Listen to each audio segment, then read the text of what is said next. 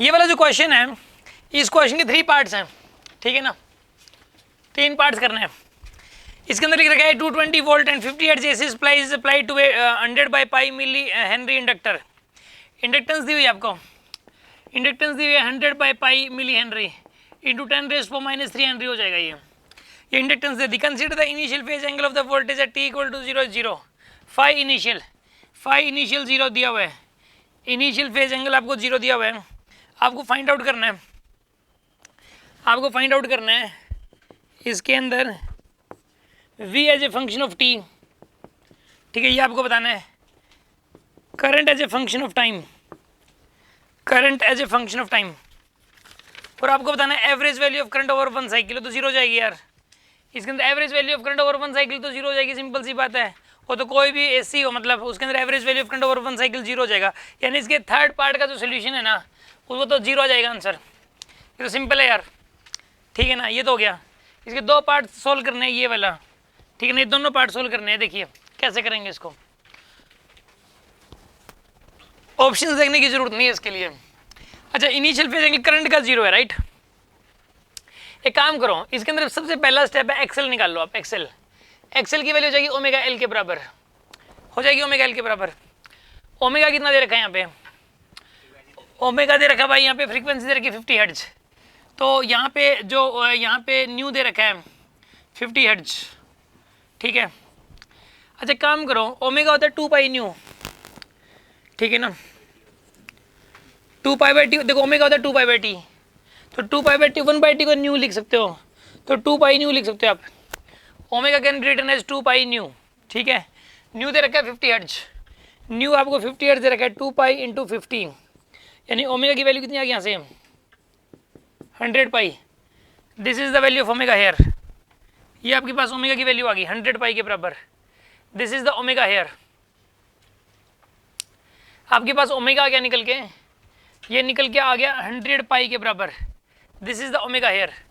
अब एक्सेल निकल जाएगा यहाँ से, एक्सेल की वैल्यू आएगी ओमेगा एल। ओमेगा कितना आएगा यहाँ पे 100 पाई, एल की वैल्यू कितनी हो जाएगी यहाँ पे, एल की वैल्यू हो जाएगी 100 बाई पाई इंटू 10⁻³ पाई से पाई कैंसिल, कितना है यहाँ पे 10 ओम। एक्सेल की वैल्यू जो है ना 10 ओम हो जाएगी एक्सेल की वैल्यू, ठीक है ना। ये एक्सेल आ गया आपके पास 10 ओम के बराबर। एक तो चीज़ निकली भाई, एक्सेल की जरूरत रहती है, ठीक है ना। अच्छा अब एक काम करो, 220 वोल्ट ये आरएमएस वैल्यू दे रखी होती है हमेशा ही, ठीक है ना, ये आरएमएस वैल्यू है 220 वोल्ट, ठीक है जी। तो आरएमएस वैल्यू अगर दे रखी है तो इसको पीक वैल्यू में कन्वर्ट करो, 311 हो जाएगा। देखो पता है कि आरएमएस वैल्यू से पीक बनाना हो ना, वी पीक, तो पता क्या करते हैं, √2 times of RMS V RMS, ये करते हैं हम लोग, √2 टाइम्स ऑफ वी आरएमएस, यानी कि √2 इंटू में 220 सोल्व करोगे तो 311 बनेगा, ये 311 वोल्ट। ये आपके पास वी पीक निकल के आ गया, this is the V peak, ठीक है। तो बताइए वोल्टेज कितनी आएगी यहाँ पे 311 sine of omega T, omega की वैल्यू कितनी हो जाएगी यहाँ पे 100 पाई टी, 100 पाई टी आ गया आपके पास ये, ठीक है, 100 पाई टी ए, यानी कि V naught sine omega T. और फिर इसके अंदर फेज एंगल भी लिखना है यार। एक बात बताओ, ये कौन सा सर्किट है, पहले तो ये बताओ आप मुझे। ये एल सर्किट की बात हो रही है, ये एल सर्किट की बात हो रही है भाई। एल सर्किट में करंट का फेज एंगल क्या है, शुरू में 0 है, 0 है। करंट और वोल्टेज में आगे कौन होता है, पहले तो ये बताओ। वी नॉट एल ऊपर होता है ना, लैंप पोस्ट ऊपर, करंट ऐसे होता है ओरिजेंटल, वी नॉट एल ऊपर आएगा, π/2 आगे होता है करंट से, π/2 आगे होता है, प्लस π/2 हो गया भाई। ये आ गया वी टी रिलेशन। तो voltage as a function of time आ गया। यार मैं आपको एक बात बताऊं, voltage as a function of time पूछा था,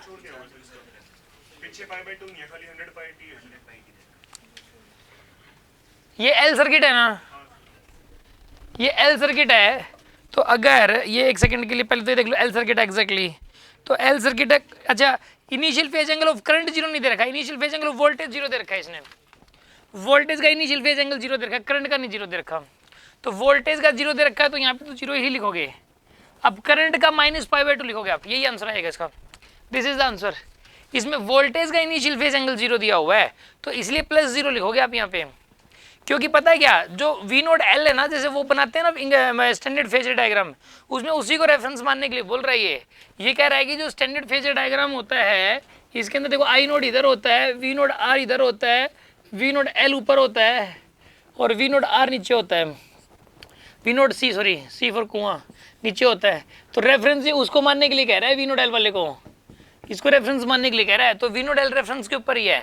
अब आई नोट का जो फेज एंगल है वो -π/2 हो जाएगा करंट का, जैसे current as a function of time के अंदर -π/2 लिखेंगे, क्योंकि रेफरेंस से π/2 पीछे हो गया। इसलिए जिसका मेंशन कर देगा उसका तो जीरो लिखना है फेज एंगल, सीधी सी बात है। मुझे एक्चुअल में ना मैंने स्टेटमेंट देख के गलत लिख दिया था, मुझे लगा कि करंट का phase angle initial phase angle zero, but voltage का initial phase angle zero given था यहाँ पे। ये बात समझ आएगी नहीं आई आपको? किसी कुछ पूछना इस बारे में? पूछना कुछ यार? देखो वीटी रिलेशन लिखना था ना, वीटी रिलेशन लिखते वक्त एक तो हमें चाहिए होती है पीक वैल्यू, आरएमएस वैल्यू दे दी तो पीक वैल्यू आ गई यहाँ से, ठीक है। दूसरा हमें चाहिए होता ओमेगा, इसने न्यू दे दिया था तो 2π न्यू करने से ओमेगा आ गया, और एक इनिशियल फेज एंगल इसने दे ही दिया जीरो वोल्टेज का। तो ये पहला तो हो गया पार्ट, फर्स्ट पार्ट तो सोल्व हो गया इसका। अभी मैं इसका सेकंड पार्ट निकालना है। पहले में करंट की पीक वैल्यू चाहिए होगी, ठीक है। करंट की पीक वैल्यू कैसे आएगी? देखो V peak upon I peak क्या होता है बताइए?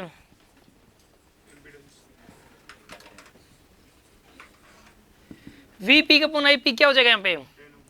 10 हो जाएगा।